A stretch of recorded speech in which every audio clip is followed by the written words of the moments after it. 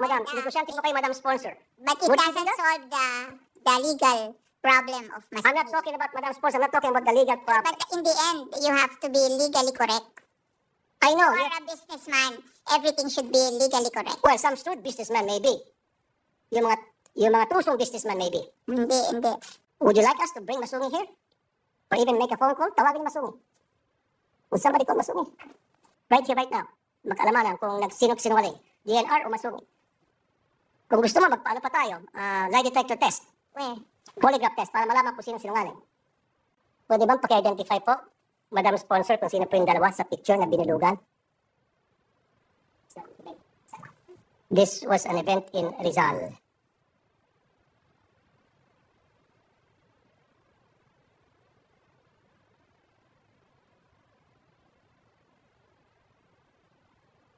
Si Governor Inales with. They are stakeholders operating in Rizal, and they were invited by the governor of Rizal to do what? discuss a joint project with all the stakeholders. Joint of projects. Rizal. Yes. Can the good sponsor tell us exactly who these two people are, their names, and then what their who they represent, They are. and what are the kind of business that they do, that they own?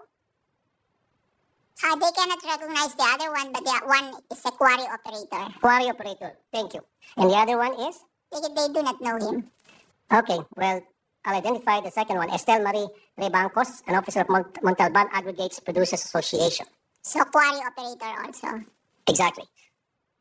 In 2022, DNR ordered the suspension of the quarrying permits of the large-scale companies allegedly encroaching on the Basungi Geo Reserve in Rizal, including the Rapid City Realty and Development Corporation, Timsong Limestone Incorporated, and Quarry Rock Group Incorporated, owned by Angelita Lee,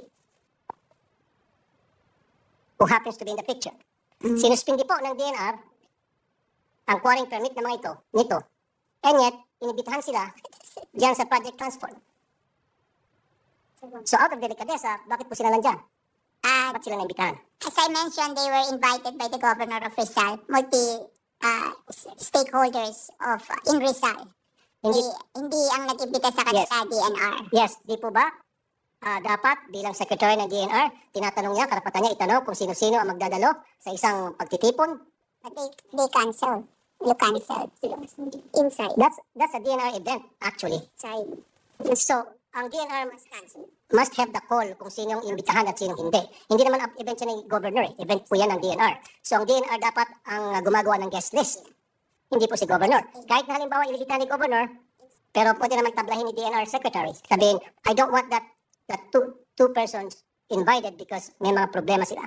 Nasuspindi namin yung kanilang mga permits. And then I don't want to be mixed with those two individuals. Rapid City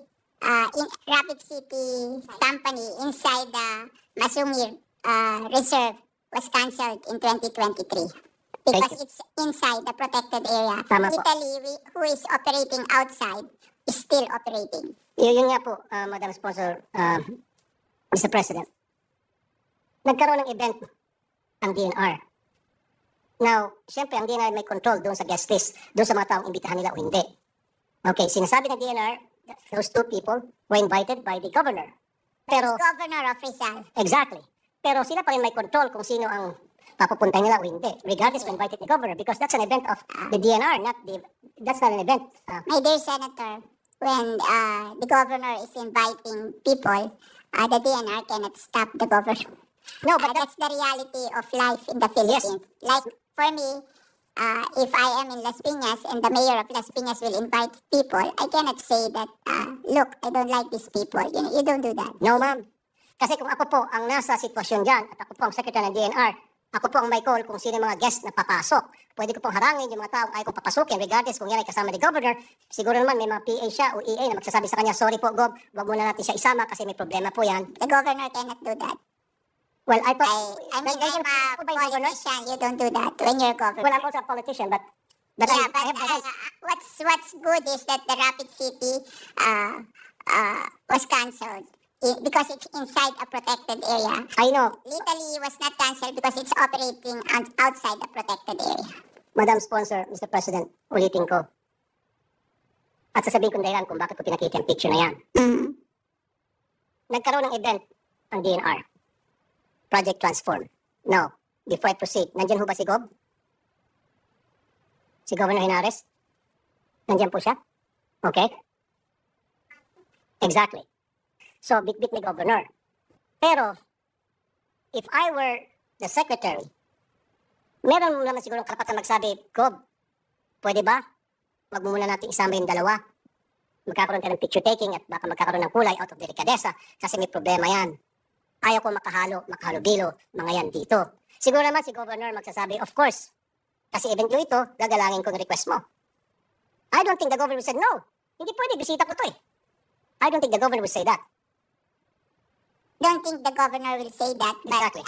in his mind, he cannot say, like, if you're constituent in the province, you cannot say it directly to your constituent. So that Kahit means, na gusto niya sabihin, hindi niya, yes, so that means the governor has a say on environmental regulations. not But it is- necessarily. Therefore, may karapatan ng DNR na tumanggi kung sino yung mga bisitang ayaw na papasukin niya sa event nila. Because that was a DNR event. Now, sasabihin ko kung reason kung bakit.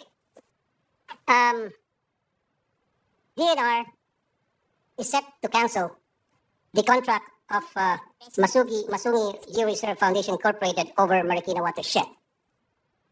They might have the right to do so legally, but morally, no. Some people will say that.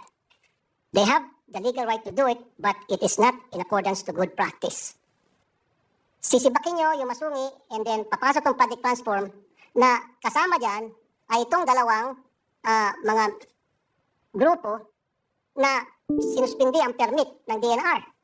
At hindi man lang inibitahan yung mga taga-Masungi. Sa gathering na yan.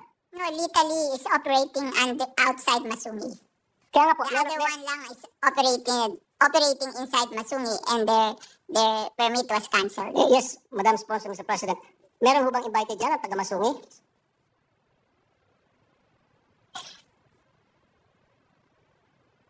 Meron. Kung may invited daw doon taga Masungi. They actually invited, ma'am, but bukod sa hindi invited yung Masungi, wala rin pong representative na indigenous tribe leaders and watershed NGOs. They said that They were not as well invited. Ang imbitado lamang, yung dalawang personality na binanggit ko, na meron pong problema sa DNR, mismo DNR na nag-cancel na kanilang permit in 2022. this is a transdisciplinary approach towards natural reserves, conservation, and resilience through multi-stakeholder collaboration. So, Disciplinary. nag-invite po sila dun sa Masungi, na taga Masungi, hindi nagpunta, pero yung IPs may nagpunta. No, they were not invited, Madam Sponsor. Now, you did mention about disciplinary so-and-so. So, dinisiplina itong dalawa at inibita matapos sila disiplinahin. If they were disciplined, then they should not be there in the first place. Why were they there? Bakit po hindi inibita ni Masungi? No, Masungi wasn't invited. Not even the indigenous tribe leaders, maging po yung mga watershed NGOs. Ang balita ngayon, viral na pinag-uusap. Kapag ngayon sa mundo ng DNR. Sinuspindi ang mga permit. Dahil sa quarry. ang ito lahat na invite. They have a list of those invited, and one of them is the indigenous people mandatory Where? Nasaan po representative paki-point out? in Tanay, Rizal. Saan po dyan? At anong pangalan po ng mga indigenous people representatives? Saan po? Can you give me the names? Madam Sponsor, Mr. President? They will give the attendance record to you. The list of the attendance record to you. You will be furnished. Kasi nga po, Madam Sponsor, Mr. President, sana man lang, out of courtesy and respect sa Masungi, they should have been invited. Kasi nga po, yung Masungi Georeserve, napakaraming awards po natanggap yan. Since 2016, Model for Balance Man-Nature Interaction, World Conservation Congress 2016. 2018, Special Commendations, Pathfinder Award, Innovations for Conservation, Financing and Resourcing. 2020 Top 5 Finalists, Win-Win, Gothenburg Sustainability Youth Award. 2021 Winner, Vanity Fair's 2021 Changing Your Mind Travel Awards and Hollywood Issue. First place, Water Change Maker Awards 2021 Global Water Partnership. Warriors of the Year, Esquire Man of at his best 2021. Heroes and Mavericks. 2022 United Nations Sustainable Development Goals. Awardee Forbes 30 Under 30 Asia 2022. Winner, International Union for Conservation of Nature. World Commission on Protected Areas 2022 International Ranger Awards. Winner, Sustainability Initiative Award. Bet Asia Awards 2022. 2024 Asia Pacific Social Innovation Partnership Award held on May 4, 2024 in Taiwan. Impeccable record meron po itong Masungi. And yet, ang DNR is set to cancel their contract. Like I said, they might have the legal right to do so. But hindi man lang nila kinonsider itong awards na natanggap na Masungi. Therefore, they're more than qualified na But the land is a protected area owned by the government. It cannot be given to any private entity. how about a Project Transform? Project Transform would benefit from the knowledge and experience that Masungi already has. Yeah. Kung tutuusin. But they Should have cannot been own invited. the property. I know po, Madam Sponsor, Mr. President. Kasi yung experience ng Masungi, pwede po magamit ng Project Transform. Mapapakinabangan po ng Project Transform itong experience at itong magandang records ng Masungi. Kayo po, Madam, negosyante po kayo, Madam Sponsor. But it Would you doesn't do that? solve the legal problem of I'm not Masungi. talking about Madam Sponsor, I'm not talking about the legal problem. But in the end, you have to be legally correct. I know, For a businessman, everything should be legally correct. well, some shrewd businessmen maybe. Yung mga tusong businessman maybe. Hindi. Kasi, Pero pag you hindi know, tusong negosyante, so the history of Masungi, they were granted that to build socialized housing during the old times. You have to go back to the history. They did not build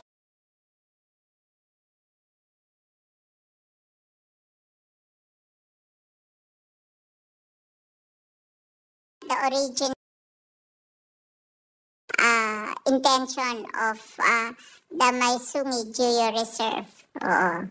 So, in fairness to our government officials, they cannot allow something illegal because they will answer for it in the future. so ito pong mga member ng Project Transforms, ito po ay mga violators. So are they considered as illegal? Inimbita daw nila, hindi nagpunta.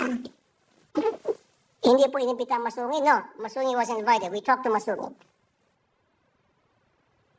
Would you like us to bring Masungi here? Or even make a phone call? Tawagin ni Masungi. Would somebody call Masungi? Right here, right now. Mag-alamanan kung sinungaling. DNR o Masungi. Kung gusto mo, magpaano pa tayo? Lie detector test. Where? Polygraph test para malaman kung sino sinungaling.